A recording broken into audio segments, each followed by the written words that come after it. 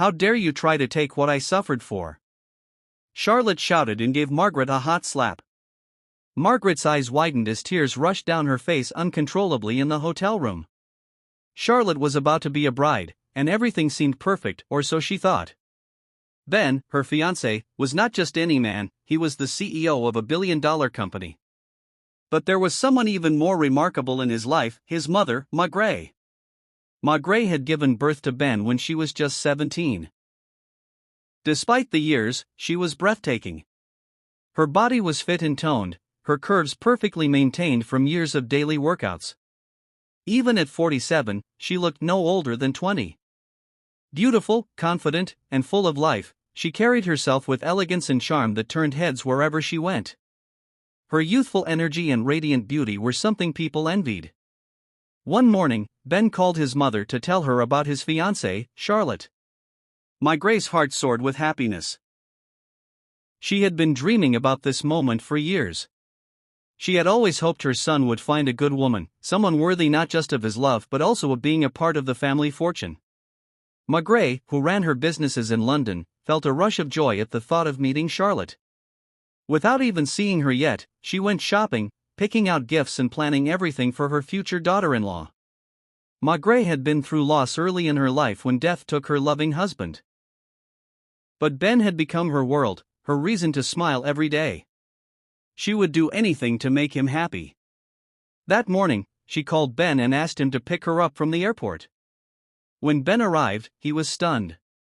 His mother looked even younger and more vibrant than he had imagined. Her youthful energy, radiant skin, and perfect figure left him momentarily speechless. He teased her playfully, and they laughed together like old times. Inside the car, Ben couldn't resist taking beautiful photos with his mother. He posted one of them on his social media with the caption, "My joy." Meanwhile, Charlotte was busy getting ready for the wedding. She was rushing through her final preparations when Ben showed her the photo of him and his mother.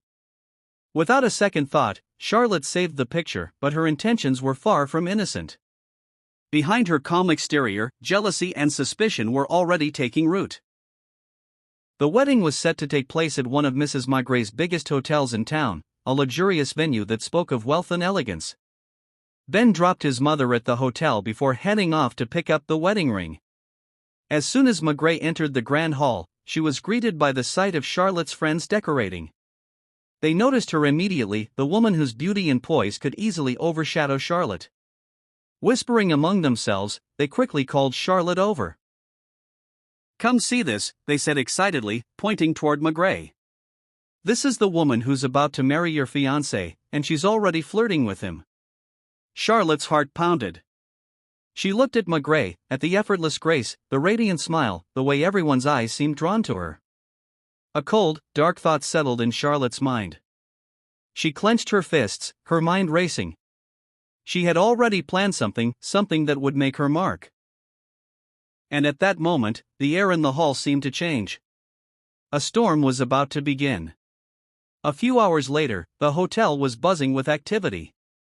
Guests were arriving, staff were rushing back and forth, and the air was thick with excitement for the wedding. Charlotte's family was already dressed and ready to move to the hotel, full of smiles and anticipation. But Charlotte had other plans. She slipped away with two of her closest friends, quietly sneaking into the room where Mrs. Margaret was staying. Their steps were careful, almost silent. When Charlotte knocked on the door, Margaret, completely unaware of what was coming, called out politely, "Who is it?" Charlotte, putting on a fake calmness, whispered, "Room service." Margaret, trusting and innocent, smiled and opened the door. She had no idea that a storm had just stepped into her life.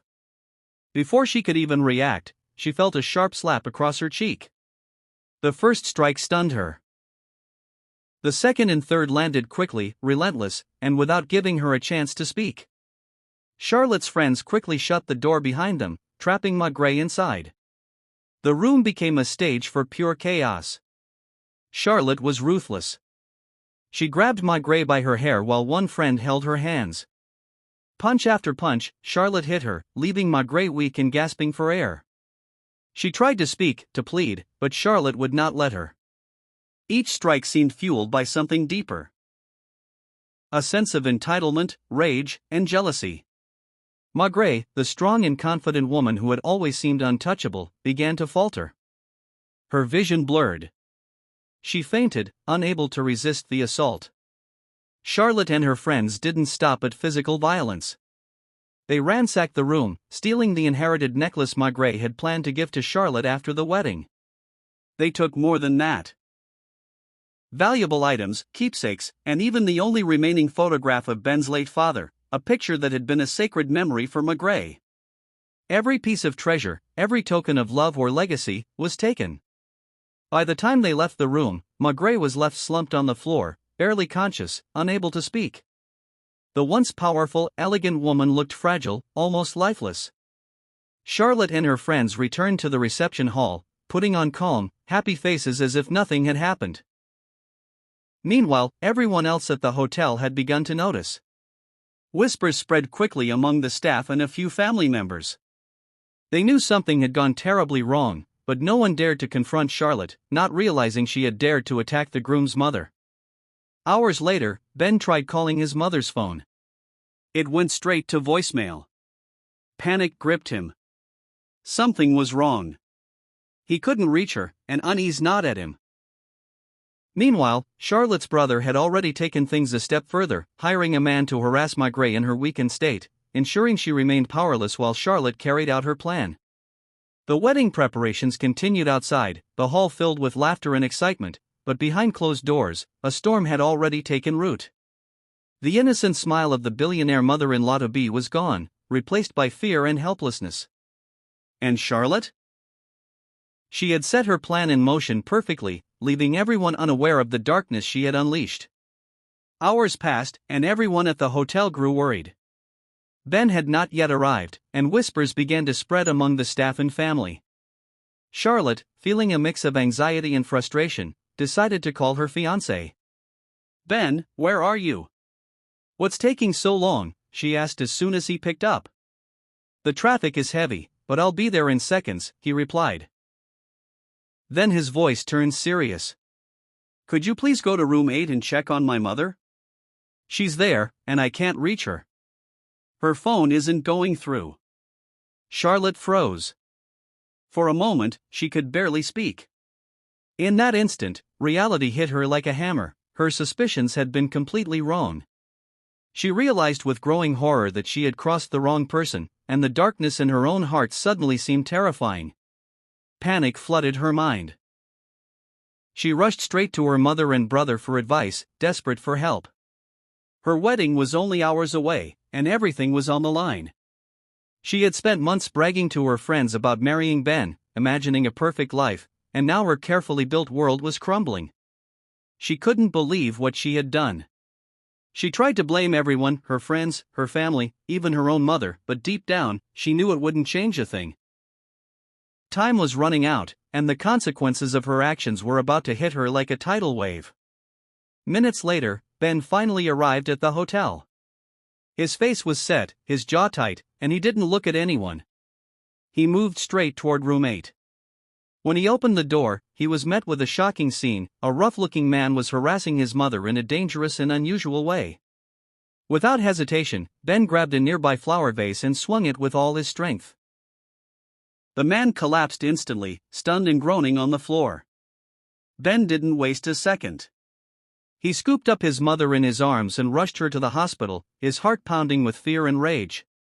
Charlotte, standing in the hotel lobby, saw Ben carrying Maigret out. Panic surged through her. Confusion gripped her as she realized the scale of the disaster she had caused. She couldn't move, couldn't speak, and couldn't stop the terrifying truth from sinking in.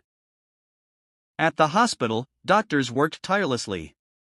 Every moment felt like an eternity as they fought to save Maigret. Finally, after hours of intense care, they stabilized her and restored her life. Ben stood by her side, his face a storm of emotions, fear, relief, and a burning rage. He clenched his fists, his mind racing with thoughts of whoever had dared to harm his mother. He swore silently that whoever was responsible would face his wrath. What he didn't know, however, was that the person who had set this entire nightmare into motion was not a stranger, not a random criminal, it was his bride-to-be, Charlotte.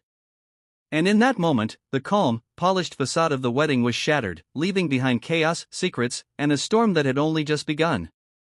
Hours later, Maigret had recovered enough to remember everything that had happened. She had been discharged from the hospital since she had only fainted and lost consciousness, but the shock of Charlotte's attack still lingered. Together with Ben, she returned to the hotel, her mind sharp and focused. As she entered the grand hall, her eyes fell on Charlotte. And there it was, the necklace. The very necklace they had stolen from her earlier, the one that was supposed to belong to Maigret.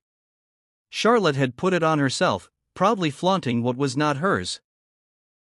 Ben's eyes widened, and in that moment, it dawned on him the kind of woman he was about to marry. The realization sent a chill down his spine. Ben stepped forward, facing Charlotte and her family. Shame clouded the faces of her parents and friends, but Charlotte herself remained shameless. She was cold, selfish, and determined to have the wedding at any cost.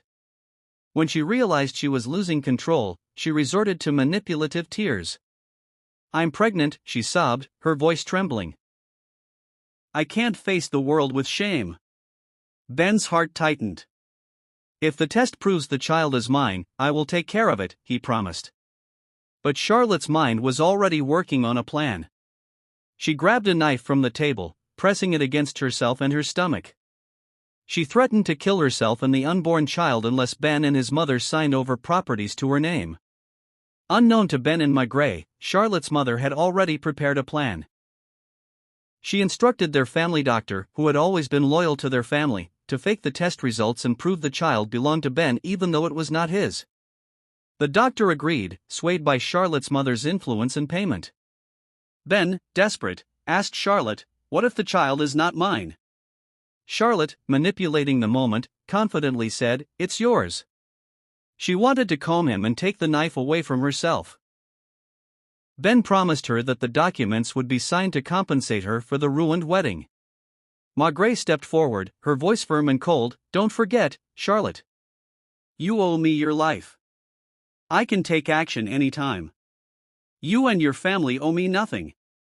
Charlotte's tears fell freely that day, but they were meaningless against Maigret's power and presence. Soon, the doctor returned with the fake results. According to the manipulated test, the child belonged to Ben. Charlotte's plan had temporarily worked. Maigret and Ben placed the fake document on the table. Charlotte and her family were left humiliated, their faces burning with shame. Just as they were about to leave, Charlotte's so-called best friend called Ben and Maigret. Trembling, she confessed the truth, "Please don't be deceived by Charlotte's lies. The child in her womb is not Ben's. She has been having an affair with her old schoolmate, the one she was obsessed with for years. He is the father of her child." The truth hit hard. Charlotte and her family were paralyzed with shame. Charlotte had lost everything: the wedding, her reputation, and the control she thought she had. The fake document she had clutched to herself was meaningless. Her so-called best friend quietly packed her things and left for another state, leaving Charlotte alone with her lies, her greed, and the ruin she had created. Ben and Margaret stood tall, dignified, and united, while Charlotte's carefully built world lay in ashes. It was a harsh reminder that manipulation, greed, and selfishness can never triumph over truth, preparation, and integrity. If you find the story interesting, please subscribe, like, and share.